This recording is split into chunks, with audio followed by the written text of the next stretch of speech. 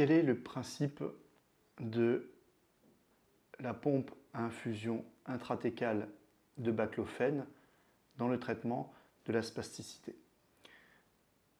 Ce traitement chirurgical va être réservé à des spasticités diffuses qui vont être invalidantes, qui vont majorer l'incapacité fonctionnelle, ou bien qui vont être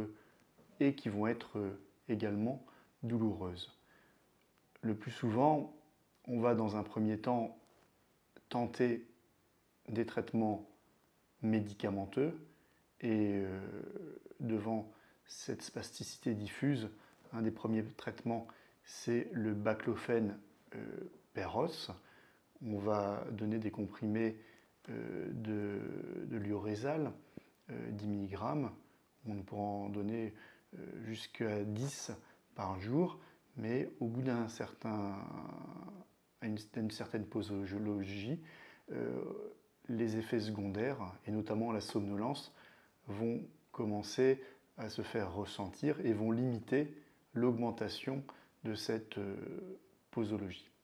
Alors, l'avantage de l'infusion intrathecale de baclofène, en délivrant le baclofène, le lioresal, directement au contact de la moelle épinière, là où il y a ces récepteurs GABA, GABA B, qui viennent inhiber, qui viennent diminuer le réflexe myotatique, et bien en délivrant directement ce baclofène au niveau des récepteurs, on va pouvoir diminuer de façon considérable la dose de baclofène et la délivrer à l'endroit où elle est utile.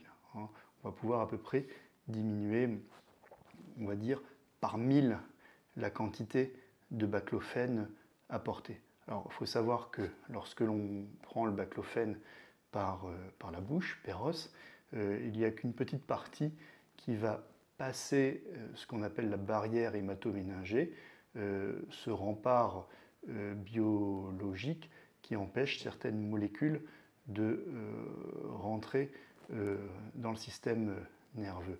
Donc il y a à peu près seulement moins de 10%, 8% du lioresal qui va pouvoir aller au niveau du système nerveux. Donc il va falloir des quantités importantes de lioresal, et qui dit quantité importante va dire davantage de risques d'effets secondaires. Donc l'avantage du baclofène intrathécal, c'est de délivrer la molécule au contact des récepteurs, au contact de la moelle épinière, et ainsi d'augmenter les effets.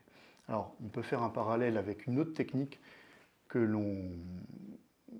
une autre indication, qui est une technique identique, c'est dans certains types de douleurs, notamment de douleurs cancéreuses, lorsque les morphiniques par la bouche ou les morphiniques intraveineux, on est arrivé à des doses importantes, trop importantes que l'on ne peut plus augmenter sans qu'il y ait des effets indésirables cognitifs, notamment de somnolence, qui vont faire que l'effet dentalgique, l'effet antidouleur va plafonner.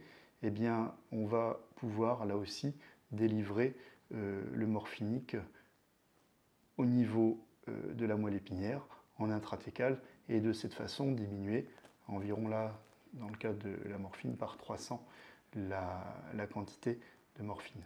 Donc la technique de la voie intrathécale a l'avantage de délivrer la molécule au contact de la structure qui détient les récepteurs que l'on souhaite activer, c'est-à-dire la moelle épinière.